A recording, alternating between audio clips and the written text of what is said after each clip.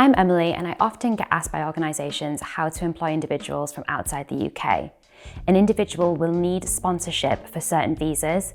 There's another video on the different kinds of visas that they can obtain.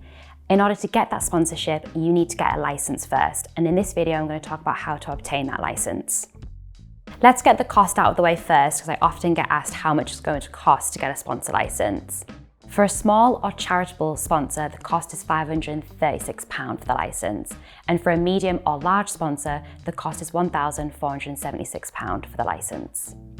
A small sponsor is an organisation with two of the following: a turnover of 10.2 million or less, assets worth 5.1 million or less, and 50 or fewer employees.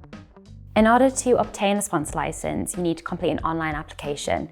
The online application does have a series of questions about your personnel and your business, and so we suggest that you seek some advice before doing the application to coordinate and gather the information you need and the supporting documents to submit the application.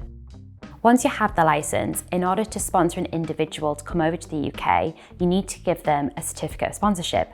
There's two types of certificates. We've got the undefined certificate for those who are already in the UK or are coming over on the Global Business Mobility Visa, and we have the defined certificate for those who are outside the UK.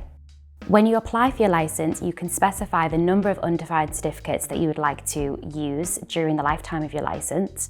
However, with defined certificates, you have to apply for them once you've got your licence. And I've already mentioned cost, but there's further costs for each individual that you want to sponsor. So to give them that certificate, it's £236. And on top of that, you have to pay a charge of £1,000 for a medium or large sponsor and £364 for a small or charitable sponsor per year of sponsorship. The sponsor licence is valid for 4 years. At the end of the 4 years, you must renew it. In order to be eligible for renewal, you must meet certain obligations throughout the lifetime of your sponsor licence.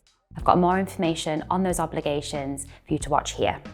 Immigration law is complex, with many changes coming in this year, and so if you have any questions or you'd like further information, please get in touch with the team with the link in the description below.